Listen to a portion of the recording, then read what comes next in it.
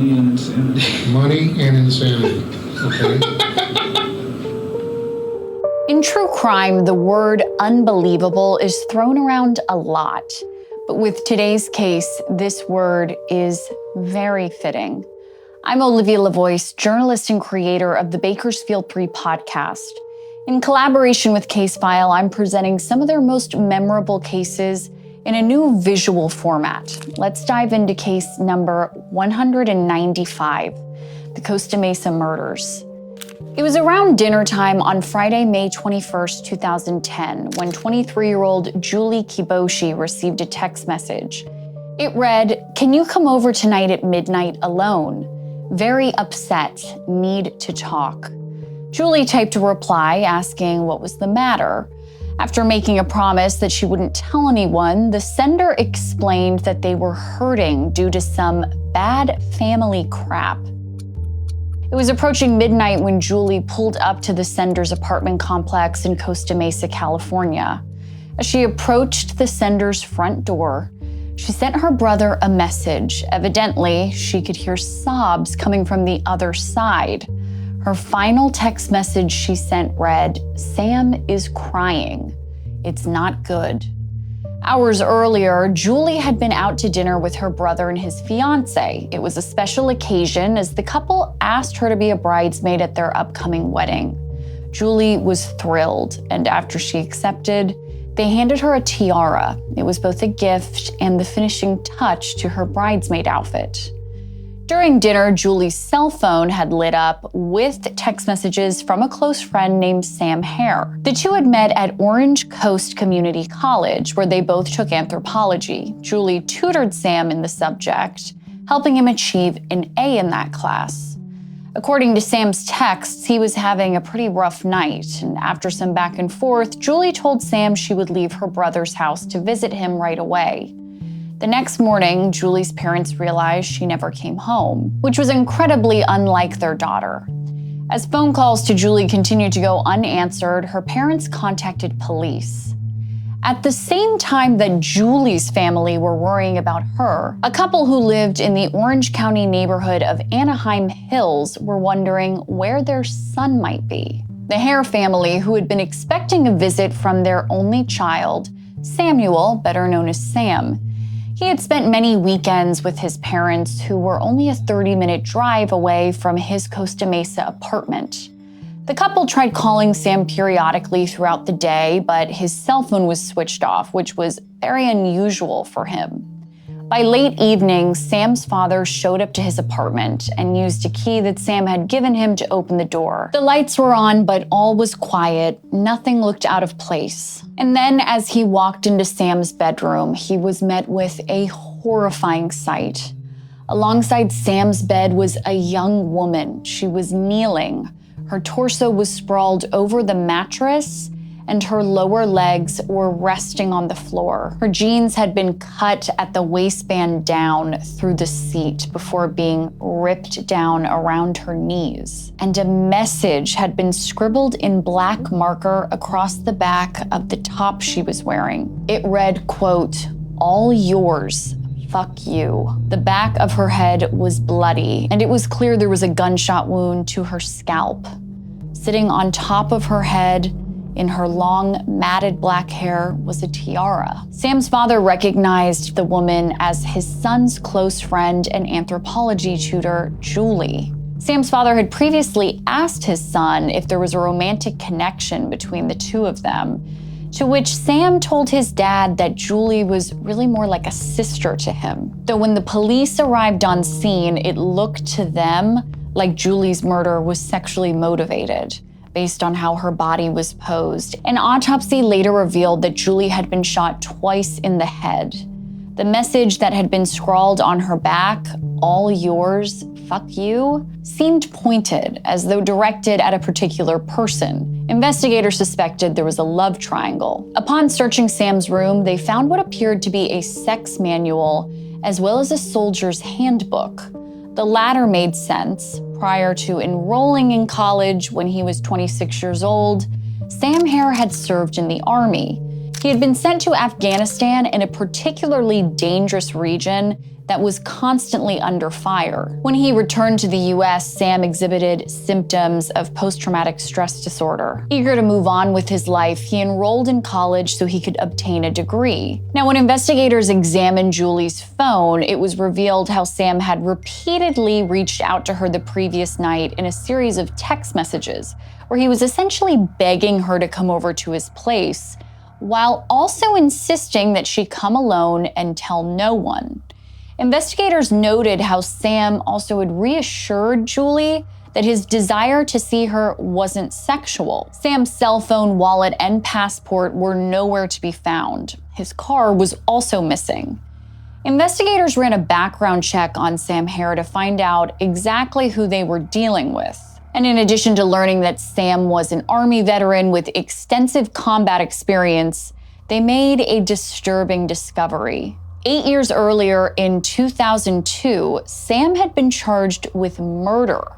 At the time, Sam was 18 years old, and he was accused of helping lure a young man with gang ties to a warehouse where a group of assailants were lying in wait and subsequently killed the man in what appeared to be a gang retaliation hit of sorts. The prosecution argued that while Sam hadn't physically harmed the victim, he had taken him to the site of his death with full knowledge of what would unfold. But the jury was unconvinced that Sam was guilty of murder and ultimately acquitted him.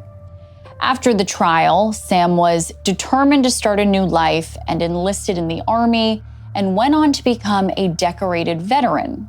Despite his full exoneration, Sam's history was notable to the detectives investigating him now for Julie's murder almost a decade later. Similarities between the two crimes were clear. Both involved luring a victim somewhere, where then that victim met a violent end. Believing Sam was a threat to public safety and likely armed, investigators had to move quickly. They interviewed everyone who knew Sam, including a number of neighbors. Most of the residents at Sam's apartment complex were college students around the same age, and the complex had a thriving social scene. One neighbor and his fiancée said that they had seen Sam the afternoon before Julie was murdered, and that Sam had helped him move some heavy items and then left the apartment complex with a man that Sam's neighbor and his fiancée said they had never seen before. The man was white and wore a black baseball cap. Meanwhile, Sam Herr's father, Steve, was struggling with the sudden disappearance of his son because he just couldn't believe that his son would hurt his friend Julie and then go on the run. So he was determined to track him down himself, and therefore began carrying out his own investigation, starting with accessing Sam's bank account Sam had previously given him access to in case of an emergency. Right away, Steve noticed there had been lots of activity over the past few days. Sam had repeatedly withdrawn funds from an ATM. Each time it was $400, the maximum amount that Sam's bank permitted him to withdraw in a day. And then suddenly a notification came through on Steve's phone from Sam's bank. Sam's card had just been used to order some pizzas. Steve immediately rushed to the restaurant and parked in front, keeping an eye out for Sam's car. But as time ticked by, he never caught a glimpse of his son. Detectives were also looking at the banking info, and upon examining the footage recorded at the exact time Sam's card had been used at local ATMs, detectives were perplexed, as standing before the machine was a teenage boy. Was this the individual in the black hat that Sam's neighbor had seen him with on the day of Julie's murder? Investigators contacted the pizza parlor where Sam's card had been used to make a purchase and asked for the delivery address provided for that order. Once they had it, a full SWAT team descended on the property. If Sam Herr was hiding inside, the investigators did not want to take any chances. When they knocked on the door, the teenage boy seen at the ATMs came outside. He was having a little video game party at the house that he shared with his mom, a local drama teacher. Police searched each room of the house, and Sam Herr was nowhere in sight, but his debit card was there. Eventually, the terrified teen told investigators he had no clue who Sam was, but he admitted he had been withdrawing money from the debit card on behalf of someone else. Now let's go back to the Costa Mesa apartment complex where Sam lived. Another occupant of the complex was 26-year-old Daniel Wozniak. He held different jobs here and there, but his true passion was acting. He was heavily involved in community theater. He and Sam had become friendly after Daniel and his fiancée, Rachel Buffett, a fellow aspiring actor, had moved into the complex several months earlier. Daniel was the neighbor who had mentioned seeing Sam leave with a man in a black baseball cap on the day of Julie's murder. Now, initially, this appeared to be a helpful clue, but now investigators viewed Daniel's story far more critically as the teen with Sam's debit card told police that Daniel was the one who gave it to him, with instructions to drain the account. Investigators now wondered, was Daniel helping Sam evade authorities? And if so, was he aware of exactly what his friend was running from? Detectives called Daniel seeking an explanation.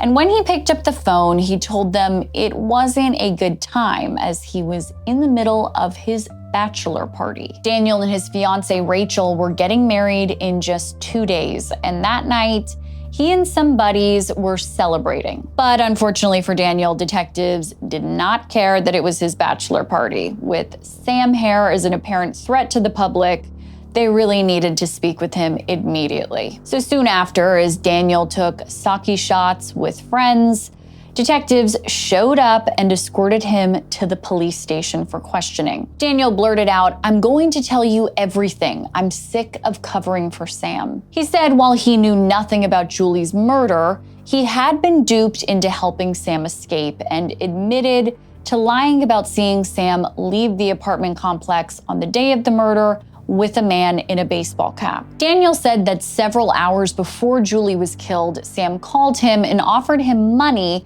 if he would help him out with something. Daniel continued that Sam explained he was planning to have his bank account drained by a third party and then file a claim that his card had been stolen. Daniel explained that the offer was tempting as he and his fiancée Rachel did not have much money. Their passion for the theater was not bringing in anything, and eventually they had found themselves in debt and behind on rent. So Daniel said he was desperate and agreed to help. That's when Daniel enlisted his teenage friend that he had met through local theater programs to start making the withdrawals. But when detectives circled back to Julie's murder, Daniel's story changed.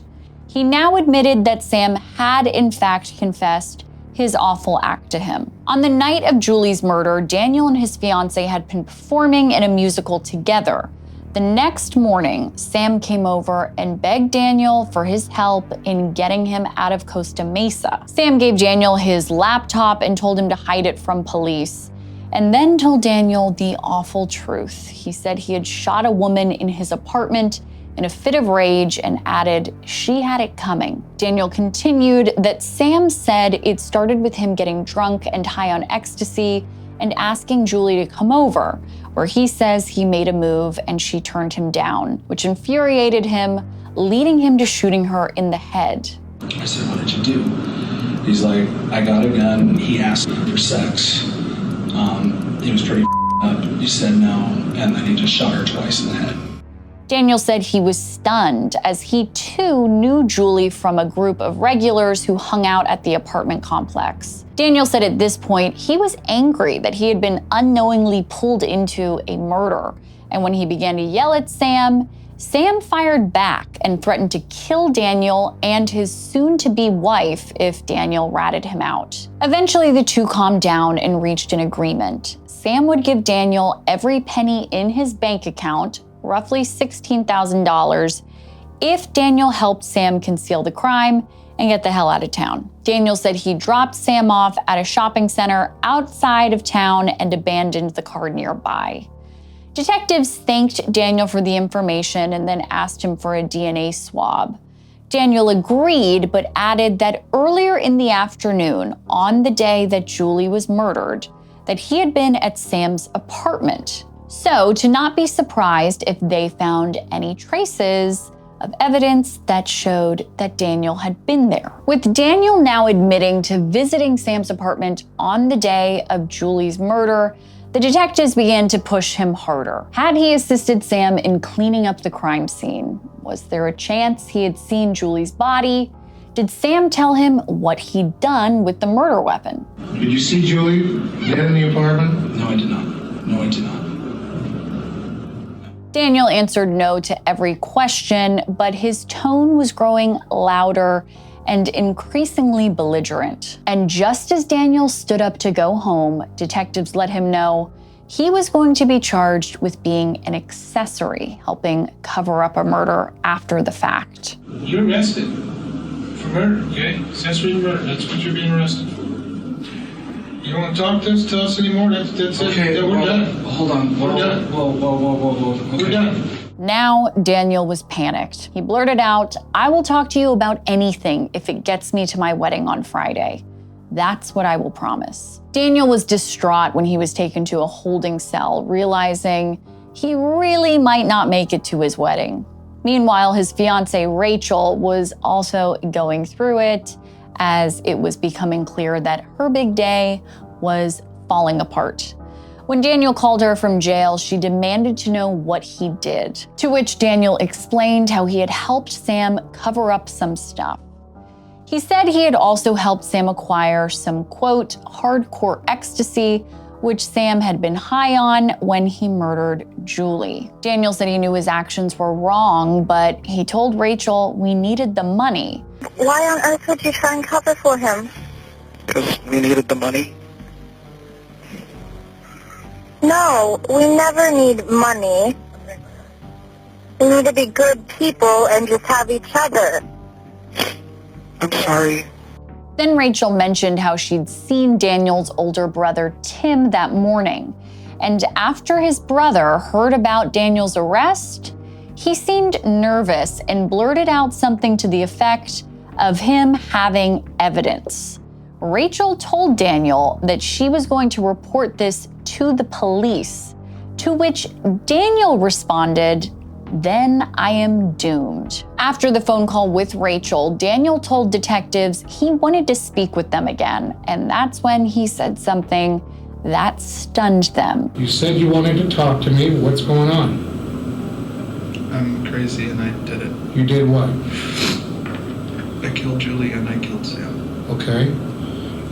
Tell me how you killed Sam. 2 shots using my father's gun that I had. And your motive behind killing Sam was? Money and insanity. Money and insanity. Okay.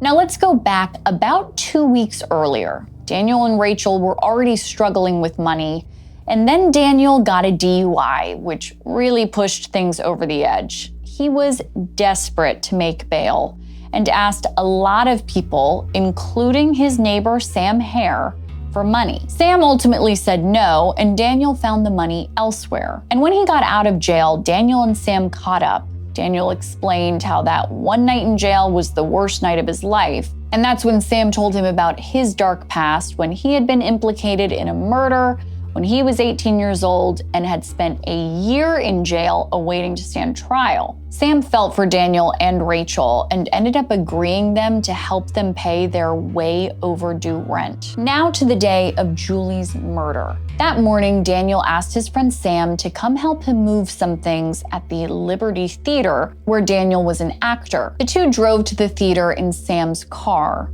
When they got there, Daniel lured Sam to an attic. And as Sam bent down to pick up a piece of furniture, Daniel pulled out a gun and shot him in the back of the head. And this next detail is gut-wrenching. Sam fell to the ground, facing Daniel, and began crying out for help, saying, "Something hit me." And then, while looking him dead in the eye, Daniel reloaded his pistol and shot Sam in the head once more. Then Daniel grabbed Sam's phone, wallet, and keys and left Sam's body in the attic of the Liberty Theater. That evening, Daniel went to a different theater where he performed in a show alongside his fiancée, Rachel.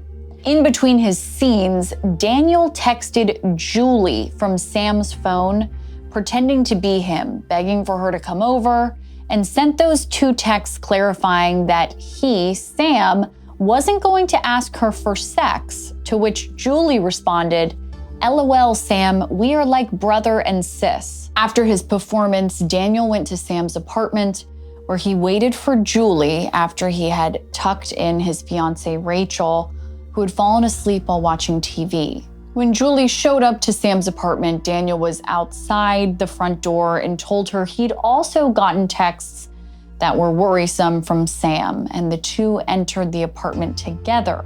Daniel told Julie to go check the bedroom and walked behind her when he then pulled out a gun and shot her in the head. Daniel admitted to posing Julie's body and trying to make it appear as though Julie had been sexually assaulted, including writing that message on her back.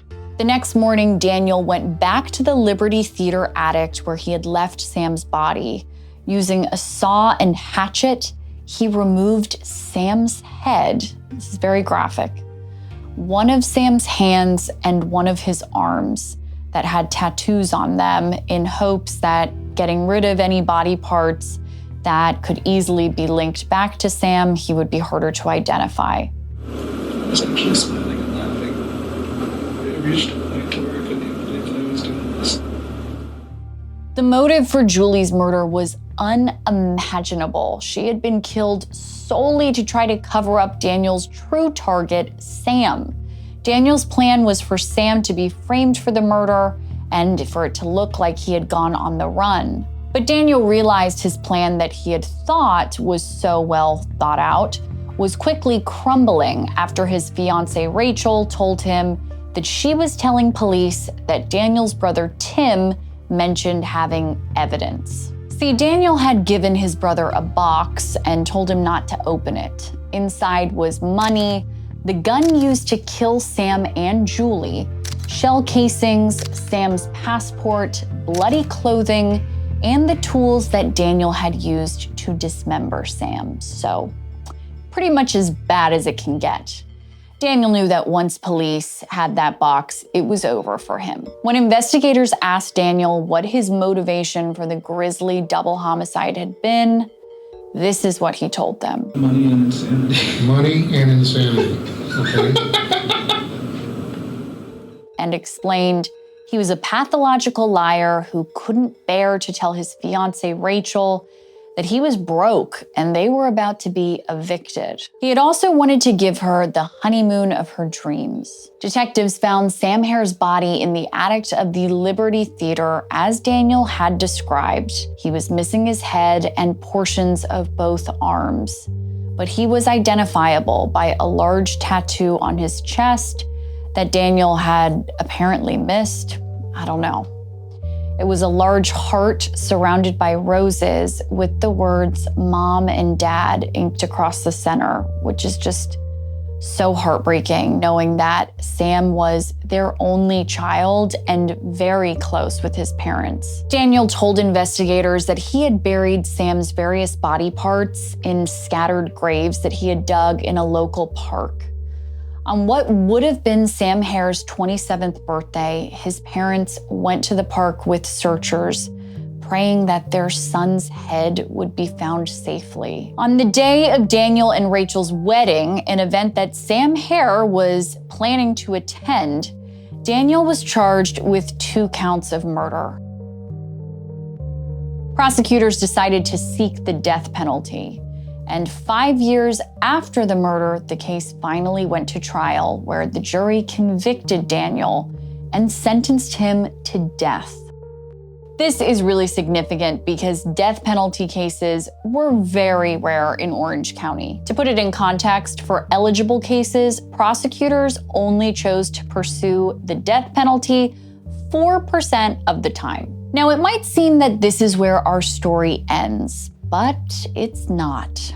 Even though Daniel was the only one charged and convicted of Sam and Julie's murders, those close to the case had long suspected that Daniel did not act alone. Suspicion swirled around Daniel's brother, Tim, and his fiancée, Rachel Buffett. Like Daniel, Rachel had big dreams of acting.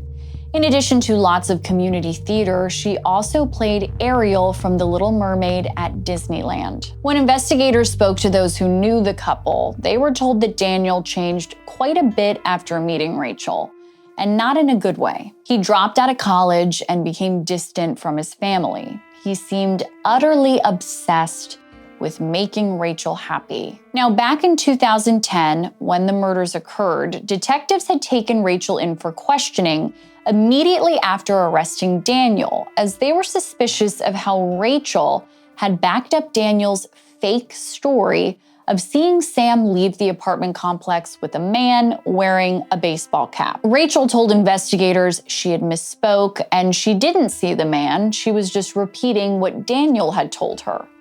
Rachel also adamantly denied being aware that she and Daniel had any financial issues, claiming that he had hidden that from her. But that didn't quite add up, because they learned that Rachel and Daniel had been evicted from another apartment complex for not paying rent there, and they had been served an eviction notice for their current apartment. And then there was a local jazz singer who had met Daniel and Rachel shortly before the murders. Daniel asked this jazz singer to borrow money, and the singer loaned him $2,000 and said he needed to be paid back by May 21st. On that day, the jazz singer showed up to Rachel and Daniel's apartment, where the two of them were there hanging out with Sam Herr. The singer told police that Daniel and Sam left the apartment together, with Daniel saying he'd soon be back with the money. The jazz singer waited at the apartment with Rachel for several hours, and when Daniel finally returned, he had $400 with him and promised to have the remaining $1,600 soon. The singer wasn't thrilled, but was eager to leave because he said apparently Rachel was clearly glaring at Daniel, and it was just uncomfortable. This story to detectives about May 21st, the day Sam and Julie were murdered, gave them several new tidbits of information that neither Daniel or Rachel had ever bothered to share. Others came forward to tell police that they noticed the couple acting strangely the day of the murders. As detailed in the book, Killing for You, one of their co-stars in the musical Rachel and Daniel performed in the night of the murders noticed how in a scene that required Rachel to seem upset, she actually cried real tears, which she had never done before. And the following night, her co-star asked if she was all right, and she allegedly told the co-star, "My friend is missing. I think she's missing. I think she's dead, and I think my friend did it." This conversation happened at least 6 hours before Julie's body was discovered, and anyone knew that Sam was missing. Now let's go back to when Daniel called Rachel from jail shortly after he was arrested. I don't know what you're talking about, other evidence. I don't know what Tim has besides that. Tim said he had a murder weapon. Yeah, he does. So that's exactly what Tim told me, so I'm going to go tell the detective now, so. Okay. What do you want me to do? Then I don't want you to tell the detective anything, and I don't want Tim involved like that. Daniel tried to convince her to stay quiet, to which Rachel responded, You realize they're recording this phone conversation anyways. You're being an absolute ass to try and lie again. At this point, detectives believed Rachel could be a co-conspirator, but they only had evidence to charge her with being an accessory after the fact. They charged Daniel's brother Tim with the same offense. You might remember when Sam was missing, his father Steve traced his ATM card to a pizza parlor where he waited for an hour hoping to get a glimpse of his son. He never did see Sam, but when Steve saw a photo of Daniel's brother Tim, he immediately recognized him from being at the pizza place the night his son's card was used there to purchase a few pies. Now, prosecutors decided to try Daniel's case first before bringing Rachel or Daniel's brother Tim to court. And so 2 years before Daniel's trial, as Rachel is out living her life, She accepted an invitation to be on Dr. Phil. Rachel claimed on the show that she knew nothing about any crimes until after Daniel was arrested. She said the only thing that she was guilty of was trusting her fiancé, who she now believed to be a pathological liar. Discussing the impact of the double murder, Rachel stated, "It's absolutely horrific, but I know that I'm not the main victim. Sam and Julie are the main victims. And then I think even secondary would be their families. I'm after all that. I realize that." Now, after Daniel was convicted of the double murder, prosecutors finally proceeded with taking Rachel Buffett to court on 2 felony charges of accessory to murder after the fact. They accused her of lying and trying to mislead investigators about what Daniel had done and what exactly she knew. Rachel contested the charges, but in November 2018, a jury found her guilty. She was sentenced to 2 years and 8 months in Orange County Jail for credit for time she had already served while awaiting her trial. The final 6 months of her sentence would be served on probation. Meanwhile, both Sam and Julie's families never stopped believing that Rachel's involvement in the murders went much deeper than what she had been convicted of. Daniel's brother Tim had also been charged as an accessory after the fact. He struck a deal with prosecutors, pleading guilty in exchange for a sentence of 10 days in jail that had already been served. And while Daniel was given the death penalty, an inmate has not been executed in California since 2006. Furthermore, in 2019, California Governor Gavin Newsom issued an indefinite death penalty moratorium, during which, for the foreseeable future, no executions are allowed to be carried out. And Daniel is one of many death row inmates that got to leave death row at San Quentin Prison and be transferred to a much lower security prison. My understanding of why this is significant is because prior to the moratorium, even though inmates were not being executed, they still had to live on death row, where they had very few privileges. Now, these same inmates have a very different situation now that they're in lower security prisons, living by totally different set of rules. Just an absolutely baffling and horrifying case with quite a bit unresolved as it pertains to Rachel and how Sam and Julie's families feel. It's an example of a case that, yes, is technically solved, but what did justice do for the victims' families, really? What justice do they really feel they got?